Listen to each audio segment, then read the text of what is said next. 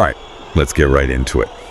We're diving into that Champions League battle, Brest taking on the Giants, PSG, and, well, the final scoreline, a pretty dominant 3-0 victory for the Parisians. But you know me, I always say, there's got to be more to the story. Oh, absolutely. You just got to look beyond the scoreline. Yeah, PSG, they won comfortably, on paper at least, but there were some real moments of quality tactical decisions that raised some eyebrows, even a few maybe missed opportunities. You're reading my mind. Speaking of missed opportunities, did you see that late chance for Brest?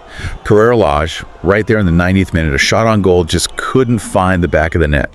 Really makes you think, what if? So let's rewind, break it all down. Champions League knockout round playoff, where it's Stade Roudourou, Brest's home turf. PSG, though, they weren't fazed one bit. Not at all. And those substitutions late in the game, I mean, what was the thinking there? 5 fresh players for Brest.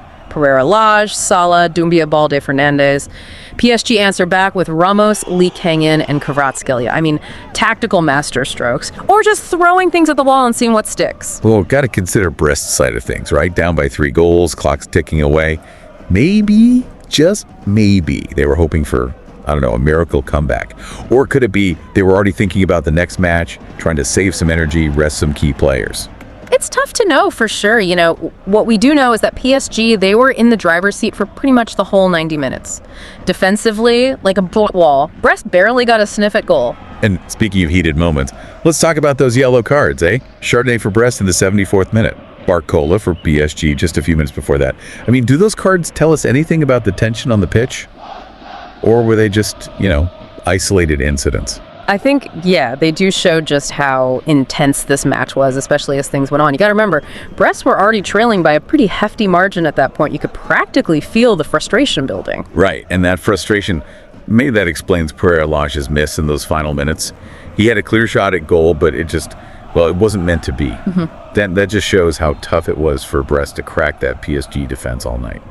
Yeah, I'd say so. I mean, PSG at the back, organized, disciplined. They made it incredibly difficult for Brest to find any space to operate. PSG, they really put on a tactical clinic, didn't they? They seemed to know what Brest was going to do before they even did it. But let's talk about Dembele. Ousmane Dembele. That goal he scored in the 66th minute really put the game to bed for PSG. Did he live up to all the hype surrounding him? Or was he just, I don't know, another piece of the puzzle in that Parisian machine? Oh, he was brilliant. That goal, a moment of magic, pure class, his technique, that clinical finish, just top-notch. But you got to remember, PSG, they win as a team.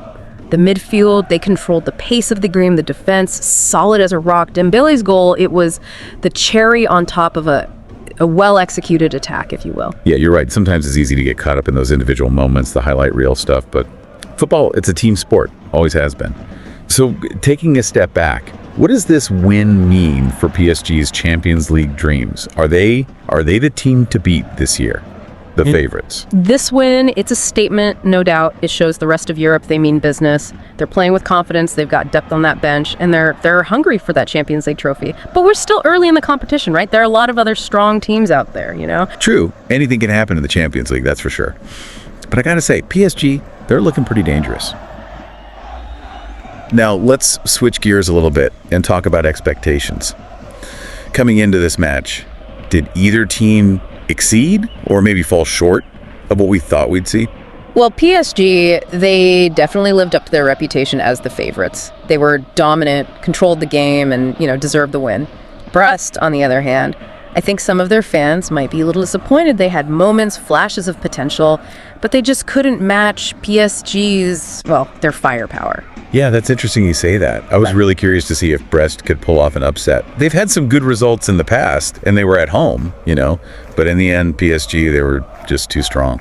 There were, and it brings up another point, maybe something we haven't touched on yet.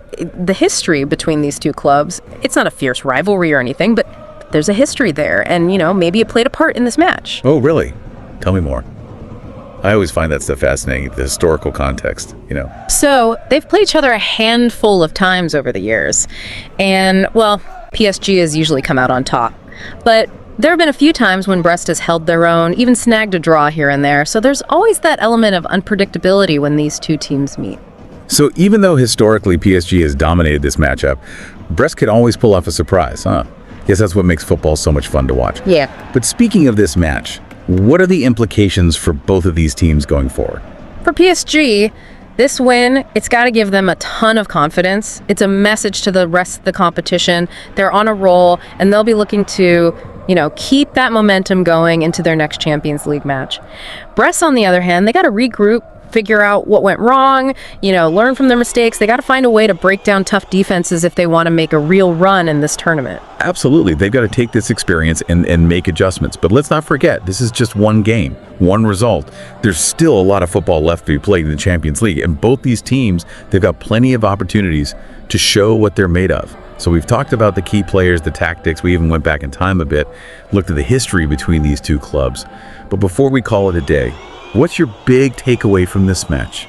Brest versus PSG. I think, for me, it just shows that even when the scoreline looks pretty one-sided, there's always more to the story. Like maybe a missed chance that could have changed everything, or a substitution that almost worked, or just a moment of brilliance that decided the game. There's always more to see than just the goals, you know what I mean? Absolutely. It's those hidden stories, the little things you might miss at first glance. That's what makes football so interesting. And to everyone listening out there, I say keep looking, keep asking questions, keep digging deeper. You never know what you might find. Exactly. You might see something in the defense we missed, or start to appreciate what a certain player brings to the team. Football, it's a sport that rewards you for being curious, that's for sure. Couldn't have said it better myself. Well, that's about all the time we have for today. As we wrap up this deep dive into Brest versus PSG, I want to leave you with one last thought. What surprised you the most about this match? Was it how dominant PSG was? Or how Brest never gave up? Or maybe there was a moment of individual brilliance that really stood out to you? Let us know what you think, and we'll be back soon with another deep dive into the world of sports.